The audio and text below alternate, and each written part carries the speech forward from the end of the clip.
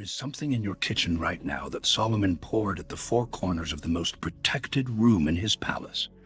Not in the temple, not on the altars, not in any ceremonial vessel. In the room where he slept. And the object is not obscure. It is not rare. It does not need to be imported from a market in Jerusalem or ordered from a monastery in Addis Ababa. It is in your refrigerator. Fresh milk. I know how that sounds. And I am going to ask you to hold your skepticism for exactly long enough to hear the text, because this is not an interpretation I have forced onto the Bible. This is what the Bible says in language that your grandmother's hands have been performing for 3,000 years without anyone giving it back its original name. Let me show you. Song of Solomon, chapter 4, verse 11. Honey and milk are under your tongue. Most commentators, and I have read hundreds of pages on this verse alone, treat it as romantic imagery, the sweetness of the beloved speech, the warmth of the intimate voice. And on one level, that reading is defensible. But hold that verse alongside a verse from a completely different book. Exodus chapter 3, verse 8. God speaks to Moses from the burning bush. He describes what he is about to deliver Israel into. The exact Hebrew phrase is Eretz Zavat Chalav Udevash, a land flowing with milk and honey. Chalav, devash, milk, honey. The exact same two substances that Song of Solomon chapter 4 places under the tongue. Now, the phrase flowing with milk and honey appears 20 times across the Torah and the prophets. 20 times. It is not simply an image of abundance, though it is that. In the ancient Near Eastern world that Moses and Solomon both inhabited, chalav and devash together are covenant territory language. They mark the space that belongs to God. A land flowing with milk and honey is not only a land that is fertile, it is a land that has been declared God's, a land whose boundaries have been set and held. Solomon knew this. When he placed chalav and devash under the tongue in the most intimate poem he ever wrote, he was not choosing those substances randomly. He was using the same pair that God used to describe protected territory. The tongue is the most intimate room. The bedroom is the most protected room in the palace. In both, the same two words appear. But it is not the honey that brought me to this video. It is what comes after it. Song of Solomon, chapter 5, verse 1. I have gathered my myrrh with my spices. I have eaten my honeycomb with my honey. I have drunk my wine with my milk. 4 substances. In order. Myrrh, spice, honey, milk, and the milk comes last. I had read this verse many times over 30 years of scholarship. I had taught Song of Solomon once in a comparative literature seminar at SOAS, treating it with the careful distance most academics maintain from a text that sits uncomfortably between poetry and scripture. I knew the Targum of Song of Songs, the ancient Aramaic translation used in synagogue readings from the 2nd century onward, which reads the book not as a love poem, but as the history of God's covenant with Israel. In the Targum's reading of chapter 5, verse 1, this moment is when the divine presence enters the fully prepared space. The offerings are received. The ceremony is complete. I had always read it as allegory. It took a doctoral student in Ibadan to make me read it as instructions for what to do to a room before you sleep in it. I need to set the scene properly. 2023. I am 52 years old. I have been a scholar of Solomonic texts for over 20 years. I have held manuscripts in monastery libraries in Lalibela. I have worked in the basement archives of the British Museum and the Jewish National Library in Jerusalem. But I had never taught on African soil. Not as a full scholar. Not to a room that felt like it was part of the research tradition itself, rather than an audience for it. The invitation came from the Institute for African Studies at the University of Ibadan, a guest lecture series on ancient Near Eastern knowledge traditions and their relationship to West African intellectual history. The kind of invitation I had wanted longer than I had admitted to myself. I flew in from London on a Thursday. The lecture hall had more people than I expected. Faculty, doctoral students, senior scholars my age or older. And in the front half of the room, a generation of young researchers whose seriousness I felt from the moment I began to speak. There is a quality of attention in a room where the people know that the history you are discussing is their history, not a foreign history they have graciously agreed to study. My lecture was on the transmission of protective ritual knowledge from the ancient Near East into the Islamic scholarly tradition of the West African Sahel. I covered the manuscript libraries of Timbuktu, the movement of Solomonic texts through the trans-Saharan trade routes, the way protective household practices migrate across centuries without losing their structural logic. I thought it went well. And then, as the room was beginning to disperse, a hand went up near the back. A young woman. Yoruba, I learned later, in her third year of doctoral research on African religious epistemology. She had been taking notes throughout. She waited until most of the room had begun to stand before she spoke. As if she had been holding her question for the entire hour and was not entirely sure she was permitted to ask it.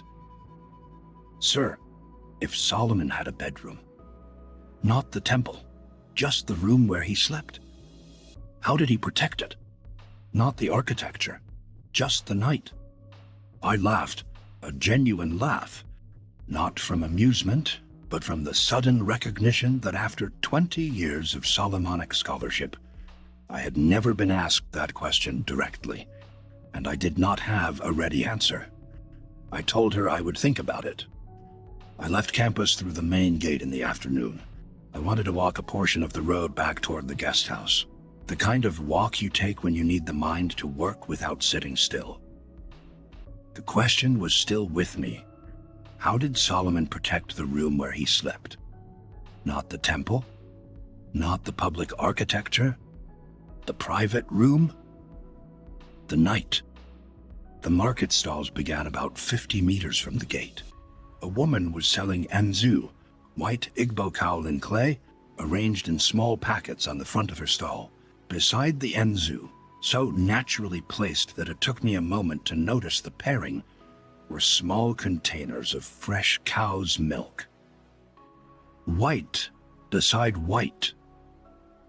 I stood there longer than was polite. She looked at me with the patient expression of a market woman who has watched scholars from the university stop at her stall for 30 years and say nothing useful. I asked, "What is the milk for?" She answered in Yoruba. My Yoruba is functional rather than fluent, but I understood her. She said something that translates approximately as, "For the room, not for drinking. For the room." I bought both, the enzu and the milk. That evening, in the university guest house, I opened Song of Solomon and went directly to chapter 5. And for the first time in 30 years of scholarship, I did not read it as a love poem. I need you to hold two pieces of information in your mind before the third piece makes sense. First, Song of Solomon 5. Verse 1 describes a completion ceremony. 4 substances received in order in an intimate space that has already been enclosed and prepared. Myrrh, spice, honey, milk. In the Targum's reading, this is the moment when the divine presence arrives in the fully prepared dwelling. The ceremony is complete when the milk is received. Second, the Babylonian Maqlu series. I want to spend a moment on this because it is less familiar than the biblical texts, and it is essential to what I am about to say. The Maqlu series is the oldest systematic anti-witchcraft ritual ceremony ever recovered by archaeologists, written on cuneiform clay tablets, 1st millennium BCE. The critical scholarly edition was published by Tzvi Abush in 2015, and the text has been studied since the 19th century. This was not a temple ritual, it was household ritual. It belonged to the rooms where ordinary people lived and slept. The ceremony moved through the house, room by room. and at the four cardinal corners of each room, east, south, west, north, it prescribed libations of white substances. White was the purifying color. White sealed the boundary. White declared the corners closed to whatever traveled at night, looking for an unguarded threshold. The four corners, the white substance, the night, the room where people sleep. Solomon was born into a world where this ritual had been standard household knowledge for centuries. His kingdom sat at the geographical and political crossroads of the ancient Near East: Babylon, Egypt, Canaan, Phoenicia, which gave him the craftsmen who built the temple. The royal marriages that filled his palace brought knowledge across borders, along with the women who carried it. Solomon did not merely encounter the four-corner protection tradition. He was fluent in it. Then he sealed it inside the language of the covenant. The Key of Solomon confirms this. Book 1 specifies that any protected ritual space must have its four cardinal corners sealed, protective symbols at each corner, Hebrew names of God oriented toward each direction. East, south, west, north, the 4 points of entry. The same architecture as the Maqlu series, the same architecture the market woman in Ibadan carried alongside fresh cow's milk. Solomon took the pattern the entire ancient Near East already knew and wrote it into the covenant. He made the sealing substance a covenant substance. He made the declaration a covenant declaration. He made the room sealed with milk and honey, the room that belongs to God. The same 2 words God used about the promised land. The same white substance the Babylonian household poured at the corners to close the night. This is not 3 separate traditions. This is one tradition at 3 different points in its transmission. Let me stay with the West African connection, because this is where the recognition will be most powerful for many of you. The Yoruba tradition uses ifan, white chalk, and omiro poured at thresholds and corners before a room is occupied. The Igbo tradition uses enzu at all 4 corners of any room where a child will sleep for the first time. The Zulu and Ndebele traditions apply white clay at doorways and corners as both an invitation to what is beneficial and a barrier to what is hostile. White at the corners, before the room is slept in. I have heard this practice described by Western-educated African Christians as traditional superstition, a remnant of pre-Christian custom that has no place in a modern believer's home. I want to be direct about this. The women who pour white substance at the corners of rooms before their grandchildren sleep are not maintaining an African custom in isolation from the rest of the world's spiritual knowledge. They are the last living link in a chain that begins at the earliest recoverable point with the tradition Solomon codified. That chain passed through the Islamic scholarly tradition of the Sahel, through the manuscript libraries of Timbuktu, through the scholars who carried Solomonic protective knowledge across the trans-Saharan routes between the 8th and 16th centuries CE. It arrived in West African household practice as something that had already been so long in use that no one remembered it had ever been anything other than what grandmothers did. Your grandmother did not call it Solomon's Purification. She called it for the room. She was right. More right than she had any way of knowing. She was carrying a practice that the most protected rooms in Solomon's palace were sealed with the correct color, the correct corners, the correct purpose, across 30 centuries of unbroken transmission. What this video gives you is not a new practice. It is an old practice returned to you with its original name. There is an Ethiopian thread worth naming because it sits between the Babylonian background and the West African living tradition. Ethiopia is the only country on earth whose royal dynasty claimed direct descent from Solomon. The Kebra Nagast, the Ethiopian Book of the Glory of Kings, is not mythology in the Ethiopian Orthodox tradition. It is dynastic documentation. The Ethiopian Church has served as custodian of Solomonic covenantal authority for 2,000 years. and in Ethiopian Orthodox house blessing ceremonies still performed today, milk is used alongside holy water in the purification of the room where people sleep. Specifically, the bedroom. Specifically, its four sides. This is institutional memory. Not a custom that survived by accident, a sacramental act that was never permitted to lapse.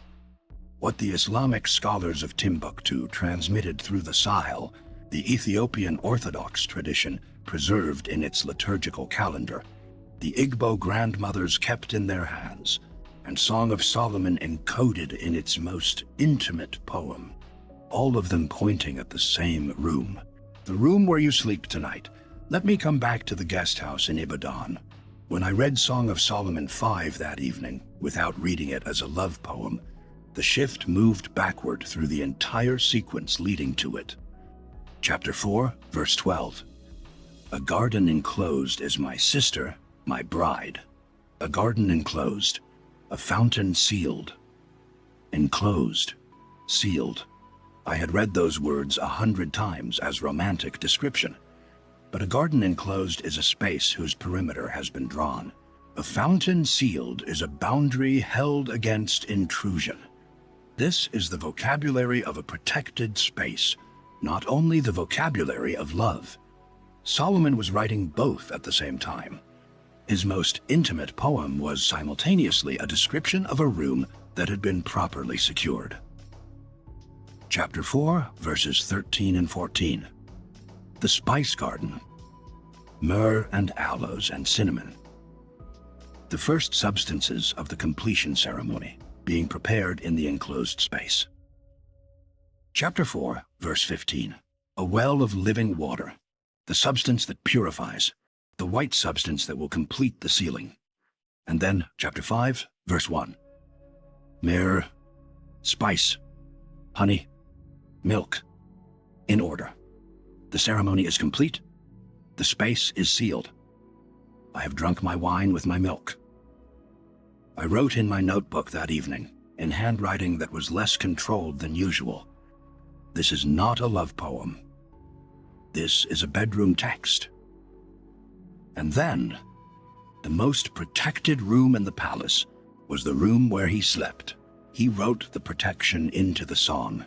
The doctoral student asked the right question, the one that unlocked it. She asked not about the temple, not about the public architecture of Solomon's authority.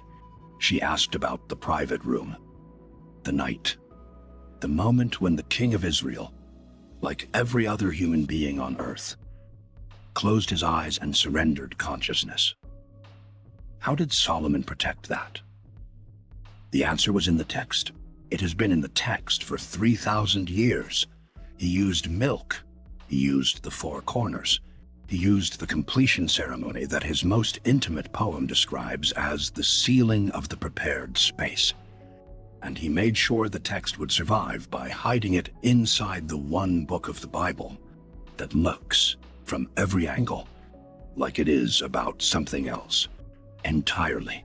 Song of Solomon has been copied, translated, debated, defended, and included in the canon through 2 millennia of scholarly controversy precisely because it reads as a love poem. The rabbis argued about whether it belonged in sacred scripture at all. Jerome translated it for the Latin Bible. The church handed it to its mystics.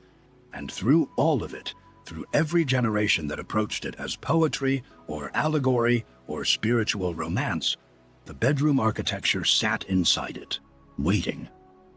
Now I want to give you the protocol. Not as a new formula, as a restoration. Solomon's four-corner milk purification, monthly, evening, in the bedroom. Step 1. The substance. Fresh whole milk.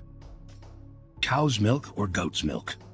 The covenant territory word chalav is specific to animal milk. Minimum half a cup, poured into a clean vessel. This is the substance that marks covenant territory. That is exactly what it is about to be used for. Step 2. The first corner.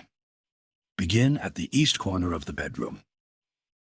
East is where the ceiling starts. Solomon's temple faced east. The divine presence in Ezekiel chapter 10, verse 19, departed from the temple eastward, which means it approached from the east when it was present.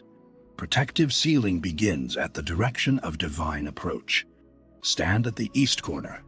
Pour a small amount of milk on the floor or onto a clean cloth placed at the corner. Speak aloud with your physical voice.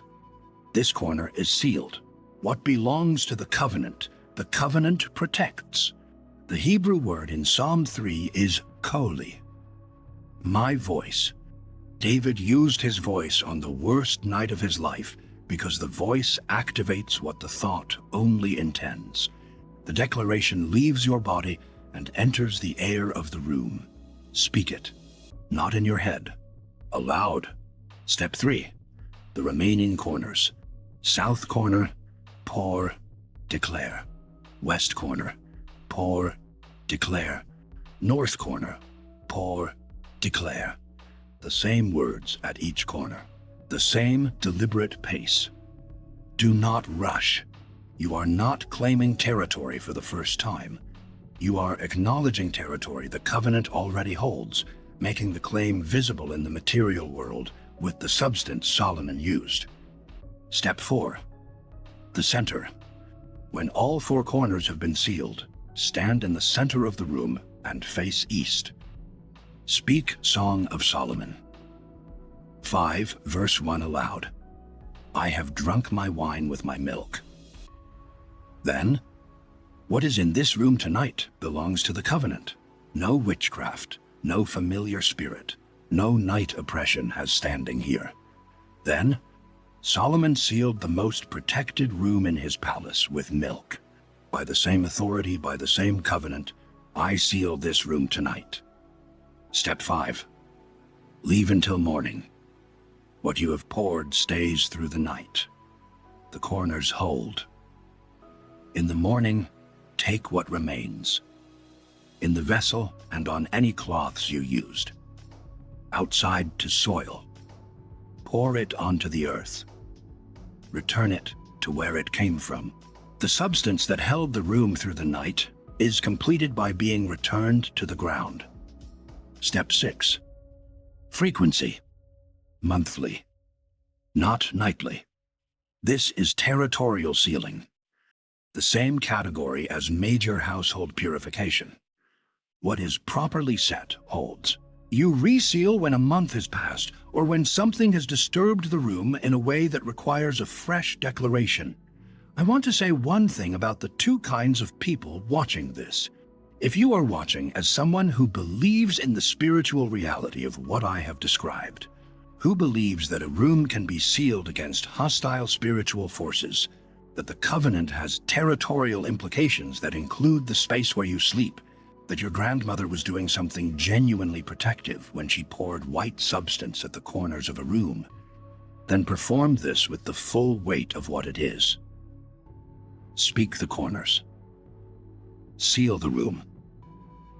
Do it as Solomon did it, with milk that marks covenant territory and declarations that name the authority behind the action.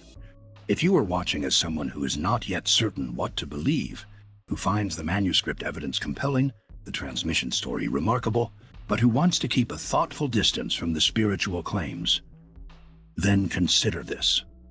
The practice is documented. The Babylonian parallel is established in peer-reviewed scholarship. The West African living tradition is not theoretical. The Ethiopian liturgical connection is preserved in institutions that have been running continuously for 2,000 years. What you do with it is your choice. Both of you can do this tonight. One final thought. When the doctoral student raised her hand in Ibadan and asked how Solomon protected the room where he slept, just the night, not the architecture, I told her I would think about it. I have thought about it for several years now. The answer is this. He wrote it into the most personal document he ever produced. Not into Proverbs, which is an explicit transmission text. Not into the Psalms, which belong primarily to his father. Not into Ecclesiastes, which is a confession written from inside his later drift. into Song of Solomon, the book that looks most unlike a manual, the book most likely to be preserved because it seems to be about something else. The book that 2 millennia of readers have carried as poetry, as allegory, as mystical contemplation, without noticing the bedroom architecture inside it. Solomon was not careless. He knew exactly what he was doing. He hid the protection in the song because the song would survive when technical manuals were lost, when ritual texts were suppressed, when uncomfortable knowledge was being quietly removed from the canon. The song survived everything, and so did the instruction inside it. Tonight, your bedroom will be what Solomon's was, not because you have performed a ritual, because you have joined a covenant that was sealed 3,000 years before you were born, and has been kept alive in your grandmother's hands without a name, and has been waiting, in the most intimate poem ever written, for you to call it by its author. Pour the milk at the east corner first. Speak the declaration aloud. Move through the 4 corners deliberately, one at a time. Stand in the center when you are done. Then sleep. Sleep the way Solomon slept in the most protected room in his palace, with the corners sealed, the covenant substance marking the territory, and the declaration hanging in the air of the room all night. Sleep well tonight. Or perhaps stay awake a little longer. The east corner is waiting,